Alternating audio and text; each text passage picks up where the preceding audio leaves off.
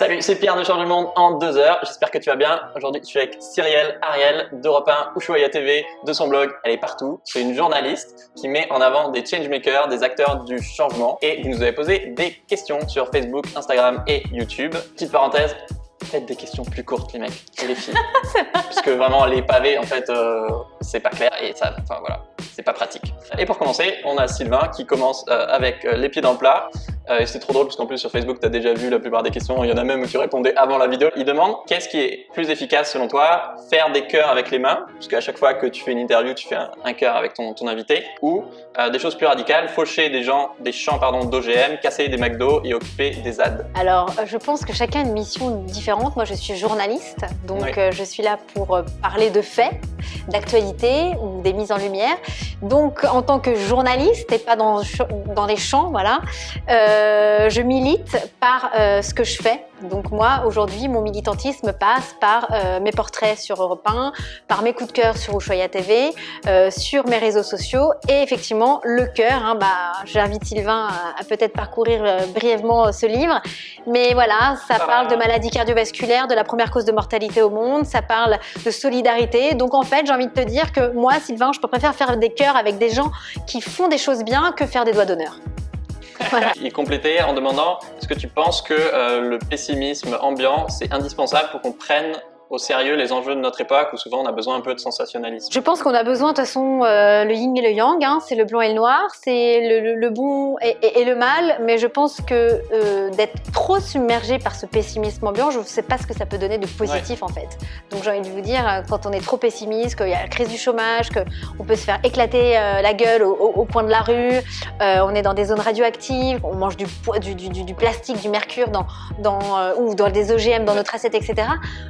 J'ai envie de dire, faites pas d'enfants dans ces cas-là, ne donnez pas la vie, ne continuez pas cette chaîne humaine. Vous y croyez au final parce qu'il y a des mariages, il y a des naissances, etc. Donc c'est qu'on croit en l'avenir. Et donc moi, cet avenir, elle passe par ces changemakers, elle passe par ces gens qui donnent du sens, qui sont là pour rétablir nos forêts, qui sont là pour dépolluer nos océans, qui sont là pour tendre la main aux exclus de la société et qui essayent de faire perdurer aussi nos espèces vulnérables. C'est ça pour moi l'avenir. C'est pas toujours se dire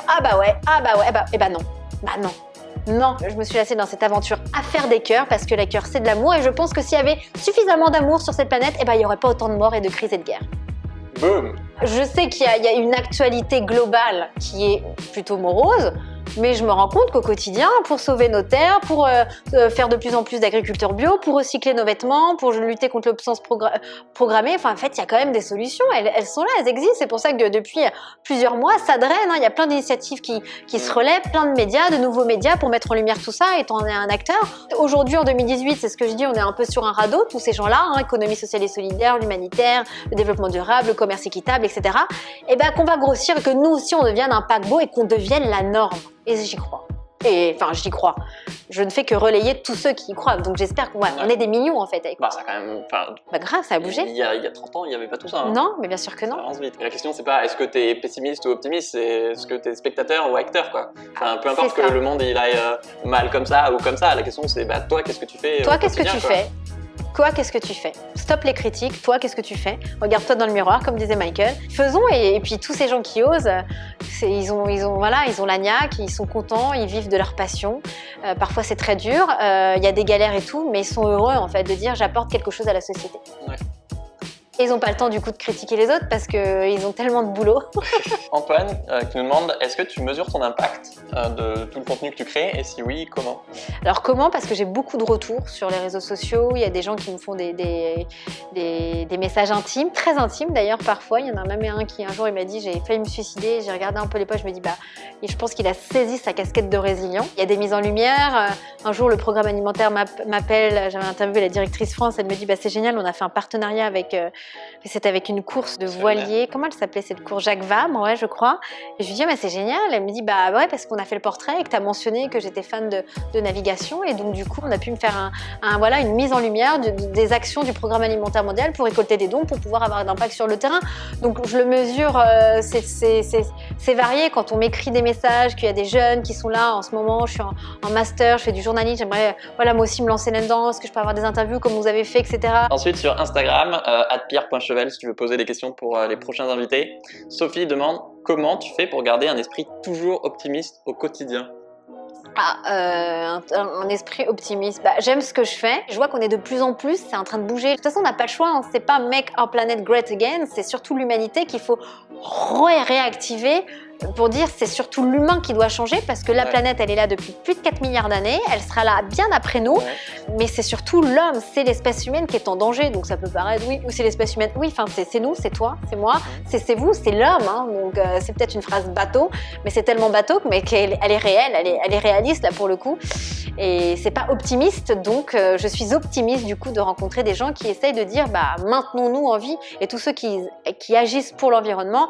Eh ben, ils agissent pour l'homme parce que l'homme respire l'air qui avec l'oxygène qui sort de l'océan, qui sort des forêts, et puis le café, tout ça vient de la terre, tout ce qu'on mange vient de la terre ou de la mer pour ceux qui mangent des poissons.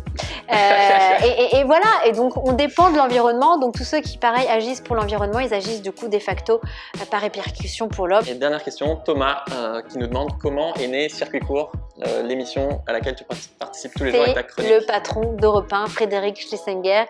Merci beaucoup, c'est sa conviction, ce sont ses valeurs, c'est lui qui a voulu mettre 45 minutes d'économie sociale et solidaire chaque jour du lundi au vendredi de 13h15 à 14h. Donc c'est un véritable bonheur d'être dans une maison où ça vient d'en haut, où ce sont pas les journalistes qui ont milité justement pour parler de solutions alternatives pour vivre dans un monde plus durable. Ça vient du patron, notre équipe elle est géniale, on s'entend super bien, il y a véritablement, on est tous vraiment stimulés par la même chose. Ça s'égrène aussi sur les autres plages horaires où on parle de solutions. J'avais une série d'autres questions. J'imagine que se changer soi pour changer le monde, du coup ça te parle énormément? Ah bah oui, c'est d'abord un changement intérieur pour pouvoir faire un changement vers autrui, etc. Pour la peine, toi c'était vraiment intérieur. Ouais voilà, cette peur de la mort m'a fait réfléchir sur la vie, sur ce qu'est d'être, parce que véritablement c'était vraiment ma mission. Qu'est-ce que je fais là? Je sers à quoi? Je sais pas voilà, je sers à quoi? Est-ce que je reste sur cette terre ou pas? Bah oui, il y a des grands doutes à 26 ans, des moments très dark. Et puis du coup, il y a des pensées qui arrivent en se disant ouais non quand même, ce serait vraiment du gâchis. Allez, continue. Maintenant, t'as la santé normalement, donc tout va bien. Allez. On a changé de lieu parce qu'on s'est fait dégager. On a changé de lieu, coucou. Oui, il y a des réunions chez Europe 1. Et ouais, ça va se dire. T'as une chaîne YouTube aussi? J'ai une petite chaîne YouTube, où j'ai commencé à faire mes interviews sur mon blog en vidéo, et puis je relais mes coups de cœur sur Ushuaïa, et puis voilà. Je vous mettrai en description pour que vous ayez jeté un coup d'œil. Maintenant, on va parler de ton bouquin Faire battre le cœur du monde aux éditions Les Liens qui libèrent. Il sort le 22 mars, donc tout bientôt. Est-ce que tu peux nous faire un peu une présentation rapide du livre? Une présentation, on découvre une femme de 27 ans, une jeune femme qui ne sait pas où aller, qui elle est, et on lui apprend qu'elle a un aîné mal formé et qu'elle va vite aller au bloc opératoire. Voilà, qu'elle risque de mourir, que juste avant elle était complètement bouleversée émotionnellement parce qu'elle se retrouve dans un camp de réfugiés des Rohingyas, elle comprend pas l'humanitaire, elle comprend pas l'apatridie, mais en tout cas elle s'y retrouve et à l'intérieur c'est un vrai gloubi-boulga. Que finalement elle se sent seule, mais elle a toujours son guide qui est Michael Jackson qui l'emmène justement à développer un peu tout ça, le côté humanitaire, le côté écologie, et puis qu'elle se rend compte qu'en fait il y a un autre monde qui effectivement ne fait pas la une des JT, et ça c'est mon gros désarroi, et j'espère qu'un jour il y aura un JT des bonnes solutions, enfin, en tout cas des gens qui changent le monde, voilà, peut-être, j'en sais rien, peu importe, mais en tout cas voilà, l'important c'est de mettre en lumière ces acteurs du changement, et donc à la fin du bouquin c'est véritablement plein de portraits de gens qui changent le monde, qui viennent de rien, qui soient en Inde, au Chili, en Afrique, en Éthiopie, en France. Ils viennent de rien, ils bougent des montagnes, ils créent des entreprises, ils sont passionnés, ils ont le sourire. Ils changent le monde, c'est génial de dire bah voilà, je contribue à changer le monde. Je trouve que tu racontes très bien les histoires à l'oral comme vous avez pu le voir, comme à l'écrit, ça se lit très facilement et on a besoin en fait de raconter ces histoires. Bah, on a besoin de montrer que ça marche, qu'on n'est pas seul en fait, qu'on est juste de plus en plus, des milliers, voire des millions si on prend à l'échelle globale, et qu'il y a vraiment des solutions qui émergent de partout, et que les gens ils trouvent des innovations de dingue partout dans le monde pour penser les mots de la société, et je trouve ça génial. Du coup, je vous propose un concours. Cyrielle me l'a gentiment offert, donc clairement, je veux dire, et me régaler. Et juste après, si tu veux gagner cet exemplaire, du coup, abonne-toi à nos deux chaînes. Donc, je te mets son lien le lien de sa chaîne dans la description. et mets-nous en commentaire une chose que tu as retenue de cette vidéo, qui t'a marqué dans l'histoire de Cyrielle et son témoignage. Et du coup, tu pourras peut-être gagner un exemplaire. Sinon, où est-ce qu'on peut le précommander? On le précommande sur Amazon, sur la Fnac. Vous faites faire battre le cœur du monde, Cyrielle Ariel, et voilà, vous allez trouver. Ouais, et il y a une partout, séance de il sera partout en dédicace. librairie. Et... Bah ouais, on espère. Bah oui. Et puis séance de dédicace le 29 mars à partir de 18h30 dans l'incubateur Wake Up dans le 2e arrondissement de Paris, mais on vous mettra également pareil, le je lien. mettrai le lien juste en dessous. Et je serais ravie de faire des cœurs avec vous. Merci beaucoup. Merci ciao, beaucoup. si tu veux participer au concours, dis-nous en commentaire ce qui t'a marqué dans la vidéo. Abonne-toi à nos 2 chaînes et bah bien sûr abonne-toi si t'es nouveau. Si tu veux voir plein de big smiles comme ça et des solutions. Écoute ton cœur. Voilà. Hein. Et écoute ton cœur. Ciao. Ciao. Abonne-toi à ma chaîne YouTube pour apprendre à changer le monde. Et le pire, c'est que je suis sérieux. Et puis si tu t'abonnes, ça me fera mais super plaisir. Abonne-toi. Ciao.